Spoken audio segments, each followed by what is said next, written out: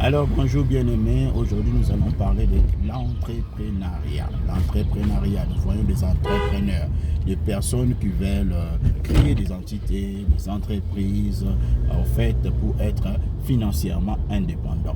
Et n'oublions pas, en passant, nous voulons dire que le succès, et la réussite est individuelle, le succès est collectif et l'héritage, c'est pour les générations futures. Donc, nous voulons léguer quelque chose à nos générations futures, nous voulons assurer la sécurité sociale de nos familles et du coup, tout le monde se lance dans l'entrepreneuriat, ce qui est une très très bonne chose. Mais ce que nous devons savoir, quels sont les prérequis avant de commencer à penser à créer son entreprise.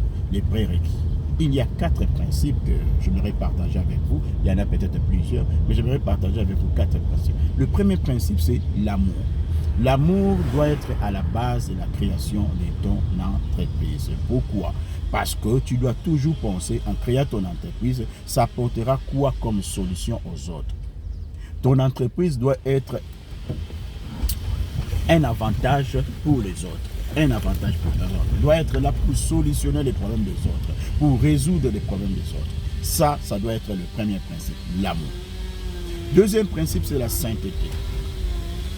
Il faut marcher dans la crainte de Dieu. Marcher dans la crainte de Dieu te permettra à ne pas pratiquer des prix illicites, à ne pas exploiter tes compatriotes, tes frères et sœurs. Oui, parce que n'oubliez pas, quand on ne marche pas dans la sainteté, le diable s'invite dans notre business, le diable s'invite dans notre affaire. Et qu'est-ce qui va se passer? Je serai là, parce que la Bible dit, le diable ne vient que pour détruire, pour dérober et tuer. Et donc tu deviendras le bourreau de tes collaborateurs. Vous comprenez? Tu vas exploiter tes collaborateurs. Ce qui n'est pas intéressant. Et notre troisième principe, c'est l'information. L'information, où j'aimerais bien parler de la révélation. Est-ce bien dans ces domaines-là que tu devais te lancer? As-tu consulté Dieu pour savoir si réellement c'est dans ces domaines-là que tu devais te lancer?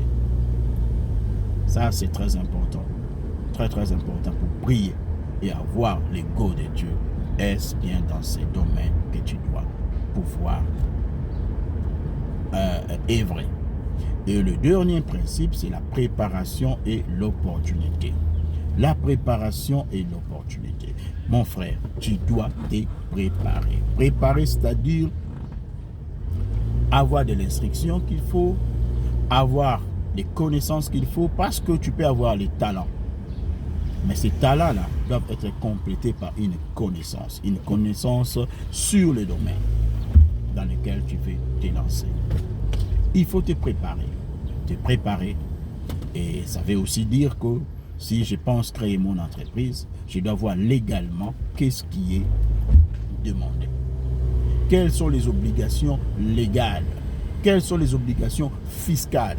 Quelles sont les obligations comptables pour moi en me lançant dans telle ou telle autre activité? Ce qui me fait très mal aujourd'hui, quand je regarde les entrepreneurs congolais, nous en tant qu'experts comptables, nous travaillons avec plusieurs types d'entreprises, des grandes et des petites entreprises. Et quand nous arrivons auprès des entreprises créées par les Congolais, nous constatons que il y a beaucoup de négligence.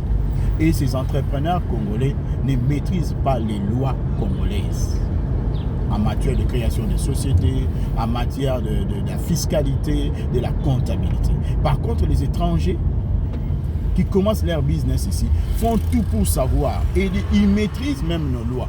Mais nous-mêmes, on ne maîtrise rien. Voyez, vous devez vous préparer à toutes ces choses-là. À toutes ces choses-là, vous devez vous préparer. Lorsque vous êtes prêt et que l'opportunité frappe à votre porte, vous n'aurez pas à tergiverser. Bien aimé, on a besoin de telle entreprise pour soumissionner à telle ou telle autre. Tu dis, voici, j'ai ma documentation, j'ai la connaissance, j'ai les compétences qu'il faut. Et du coup, on va te choisir. Voilà pourquoi les Congolais parlent des Chancellor Kopamba. Mais ce n'est pas Chancellor Kopamba, ça demande une préparation. Ça demande une préparation. Aujourd'hui, beaucoup sont en train de dire que non, tu sais, il y a des relations. Mais mon frère, si tu as un dossier bien bâti, bien constitué, mais non, tu vas affronter les autres. Et pourquoi pas, si tu as le Saint-Esprit et que tu as la révélation et que c'est le domaine de prédilection, c'est ton domaine dans lequel tu dois œuvrer, mais pourquoi pas, tu vas être choisi. Donc il faut se préparer pour rencontrer l'opportunité. Prêt pour l'opportunité. Prêt pour l'opportunité.